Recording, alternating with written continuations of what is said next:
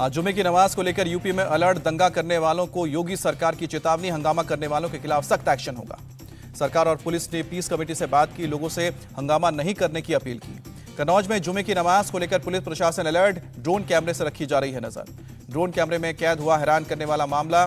घरों की छत पर भारी मात्रा में ईंट पत्थर दिखे। पुलिस ने घर के मालिकों को पत्थर हटाने का निर्देश दिया।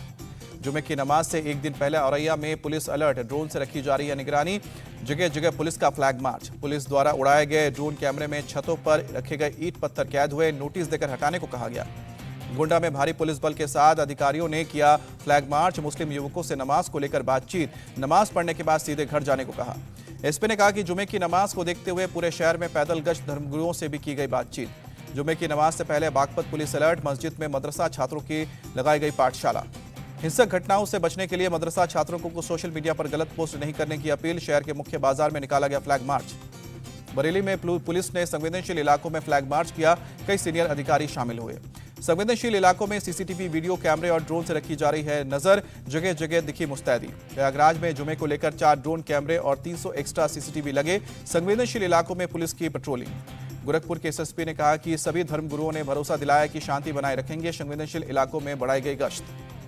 जुमे को लेकर गोरखनाथ मंदिर की सुरक्षा बढ़ाई गई। ड्रोन से मंदिर के चप्पे चप्पे पर निगरानी की जा रही है। शिया वक्फ बोर्ड का सभी मस्जिदों को निर्देश। कहा कि जुमे की नमाज से नहीं बिगड़ना चाहिए आपसी सौहार्द। जुमे की नमाज से पहले रांची पुलिस ने किया मॉक ड्रिल। रैफ की 2 कंपनियां बुलाई गई। वाराणसी में जुमे की नमाज को लेकर जमीयत उलेमा की अपील।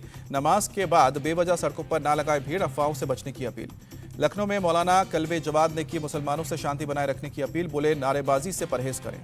फिरंगी महले ने मस्जिदों के लिए 6 पॉइंट एडवाइजरी जारी की। जुमे के दिन मस्जिद के बाहर या अंदर नारेबाजी नहीं करने की अपील। अयोध्या के टाटशाह मस्जिद के इमाम की अपील। जुमे के दिन सड़कों पर ना निकले, करें कानून का पालन।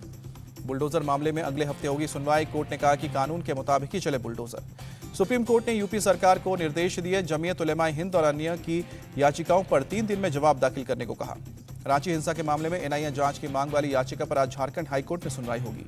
अग्निपथ स्कीम के खिलाफ देश भर में प्रदर्शन। बिहार, हरियाणा, यूपी, राजस्थान में ट्रेन की बोगियों में आग लगाई गई। बिहार में 5 ट्रेनों को जलाया गया। छपरा में 3 और गोपालगंज में प्रदर्शनकारियों ने 1 ट्रेन को आग के हवाले किया। प्रदर्शन को लेकर 22 ट्रेनें रद्द की गई हैं। 5 ट्रेनों के समय में बदलाव किया गया है। छपरा में अग्निपथ स्कीम पर फूटा युवाओं का गुस्सा। छात्रों ने ट्रेन में लगाई आग।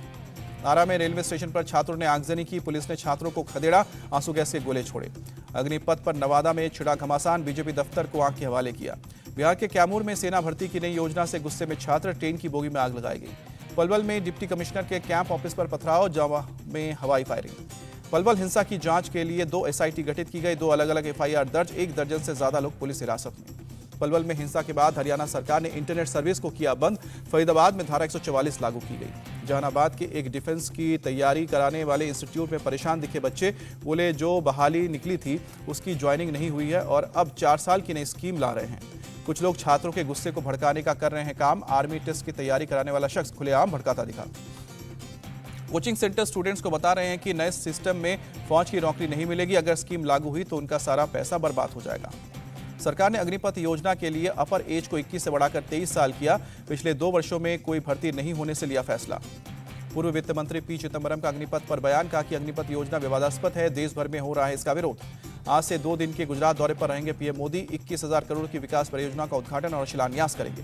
पीएम आवास योजना के तहत 1,40,000 से अधिक घरों का उद्घाटन और शिलान्यास होगा। वडोदरा में गुजरात गौरव अभियान में भी होंगे शामिल।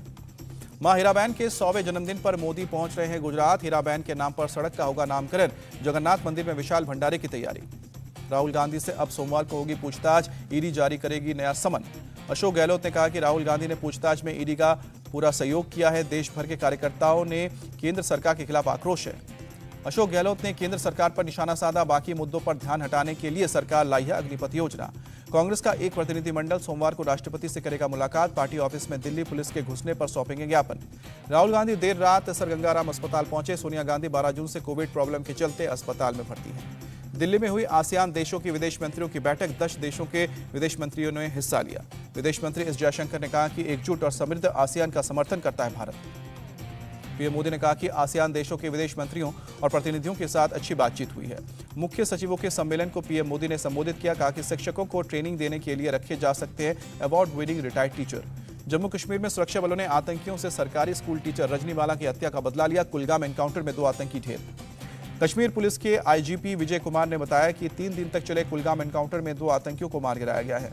अनंतनाग में सुरक्षा बलों ने मुठभेड़ में 2 आतंकियों को ढेर किया। हिजबुल मुजाहिदीन के जुनैद और बासित के रूप में पहचान हुई है। आतंकी बासित बीजेपी के सरपंच और उनकी पत्नी और एक पंच की हत्या में शामिल था।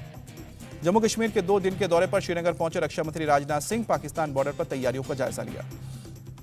हेमंत सोरेन को लगा झटका। शेल कंपनी से जुड़े मामले में हाईकोर्ट ने समय देने से इनकार किया। आज होगी सुनवाई। नवाब मलिक और अनिल देशमुख की याचिका पर कोर्ट आज सुनाएगा फैसला। एमएलसी चुनाव में वोट डालने को लेकर दी गई है याचिका। भारत का यूपीआई और रुपे कार्ड जल्द ही फ्रांस में किया जाएगा स्वीकार। फ्रांस में भारत के राजदूत जावेद अशरफ ने जानकारी दी। दिल्ली के पहाड़गंज इलाके में एक इमारत गिरी। 3.5 साल का एक बच्चा मारा गया। जयपुर में कांग्रेस ऑफिस के बाहर युवाओं का धरना प्रदर्शन। बेरोजगार युवाओं ने की रोजगार की मांग। सूखा प्रभावित नागालैंड और राजस्थान को 1043 करोड़ का फंड गृह मंत्री अमित शाह ने मंजूरी दी। असम में बक्सा जिले में नदी का जलस्तर बढ़ा। नदी पर बना पुल भी टूटा। मेघालय में भारी बारिश के बाद नदियां उफान पर। लैंडस्लाइड के चलते NH6 का हिस्सा ढह गया। अगले 5 दिनों के लिए मेघालय में भारी बारिश का अलर्ट जारी किया गया है। 17 से 20 जून तक स्कूल बंद किए गए हैं। गुवाहाटी में पार्किंग में खड़ी बसों में अचानक आग लगी। 4 बसें जलकर खाक। मुंबई में प्रतिबंधित दवाओं की बिक्री के आरोप में 2 लोग गिरफ्तार किए गए। एनसीबी की टीम ने गिरफ्तारी की। गोवा में बड़े पैमाने पर जमीन घोटाले की जांच करेगी SIT। गोवा के सीएम प्रमोद सावंत ने ऐलान किया। जम्मू कश्मीर के उधमपुर इलाके में लगी आग। शॉर्ट सर्किट से आग लगने के बाद काबू पाया गया। इंदौर में दर्दनाक सड़क हादसा। एक बाइक और डंपर की टक्कर में एक की मौत, एक घायल। राजीव चौक मेट्रो स्टेशन पर गेट नंबर 5 और 6 कुछ देर बंद करने के बाद फिर से खुले। सुरक्षा कारणों से बंद किए गए थे। हैदराबाद में AVP को मिला नया ऑफिस। स्फूर्ति छात्र शक्ति भवन का संघ प्रमुख मोहन भागवत ने उद्घाटन किया। कमलनाथ का शिवराज सरकार पर टैग। कहा कि इस सरकार के पास केवल पुलिस, पैसा और प्रशासन बचा है। भविष्य के लिए चिंता की बात। निकाय चुनाव को लेकर सीएम शिवराज सिंह का बयान। बीजेपी के बेहतर उम्मीदवारों के सामने नहीं टिकेंगे कांग्रेसी। पी चिदंबरम ने तमिलनाडु से राज्यसभा के लिए चुने जाने के बाद महाराष्ट्र सीट से इस्तीफा दिया। देहरादून में सीएम धामी ने जन चेतना यात्रा को दिखाई हरी झंडी। यमुना सफाई अभियान का दिलाया संकल्प। दिल्ली पुलिस ने एक शख्स को गिरफ्तार किया। महिलाओं की अश्लील तस्वीर सोशल मीडिया पर पोस्ट करने का आरोप लगा। कर्नाटक के मुख्यमंत्री ने कहा कि सरकार टेक्स्ट बुक में चेंजिंग करने को तैयार। शिक्षा मंत्री से हुई बात। देश में कोरोना के 12,213 नए केस सामने आए हैं। 11 लोगों ने कोरोना से जान गंवाई है। दिल्ली में पिछले 24 घंटे में कोरोना के 1323 नए केस सामने आए। सक्रिय मामले अब 3,948। महाराष्ट्र में पिछले 24 घंटे में कोरोना के 4,255 केस। सक्रिय मामले 20,634। यूक्रेनी राष्ट्रपति व्लादिमीर जेलेंस्की ने यूरोपीय नेताओं से बैठक की। रूस के साथ जारी युद्ध खत्म करने पर चर्चा हुई।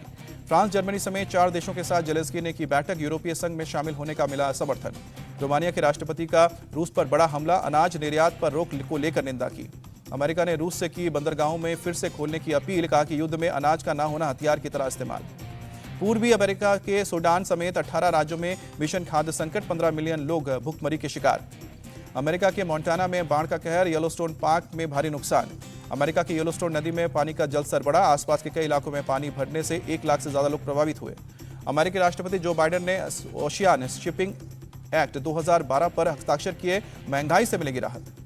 ब्राजील में लापता ब्रिटिश पत्रकार समेत 2 लोगों का शव बरामद हुआ। मछुआरों ने की गोली मारकर हत्या की बात। भारत और साउथ अफ्रीका के बीच चौथा T20 मैच आज शाम को 7 बजे राजकोट में खेला जाएगा। मैच जीत सीरीज के बराबरी करने की कोशिश करेगी टीम इंडिया। साउथ अफ्रीका 5 मैचों की सीरीज में 2-1 से आगे है। इंग्लैंड दौरे के लिए टीम इंडिया पहुंची लंदन। BCCI ने ट्वीट कर शेयर की तस्वीर। कप्तान रोहित शर्मा आज हुए रवाना। कोच राहुल द्रविड़ और कुछ खिलाड़ी 20 जून को जाएंगे इंग्लैंड। टेस्ट टीम में शामिल कुछ खिलाड़ी साउथ अफ्रीका के खिलाफ खेल रहे हैं T20। 19 जून को आखिरी T20 के बाद होंगे रवाना। इंग्लैंड दौरे पर टीम इंडिया का 1 टेस्ट मैच और 3 वनडे मैच खेलने का शेड्यूल। 3 T20 मैच भी खेलेगी टीम इंडिया। इंग्लैंड दौरे से बाहर हुए KL राहुल चोट की वजह से बाहर हुए। टेस्ट में बनाए गए थे टीम इंडिया के उप कप्तान। रणजी ट्रॉफी की मुंबई के लिए खेलते हुए यशस्वी जायसवाल ने 54वीं बॉल पर खोला खाता। मजाकिया अंदाज में ऊपर उठाया बल्ला। साथी खिलाड़ियों ने बजाई ताली। न्यूजीलैंड के खिलाफ तीसरे टेस्ट के लिए इंग्लैंड ने किया टीम इंडिया का ऐलान। जेमी ओवर्टन को टीम में शामिल किया गया। दाएं हाथ के तेज गेंदबाज हैं। ऑस्ट्रेलिया के नेत्रहीन क्रिकेटर स्टीफन नीरो ने रचा इतिहास। वनडे क्रिकेट में लगाया 13 शतक। 140 गेंदों पर बनाए 309 रन। इंडिया टीवी हर वक्त हर जगह डाउनलोड करने के लिए सर्च करें India TV news Google play store या ऐप स्टोर पर।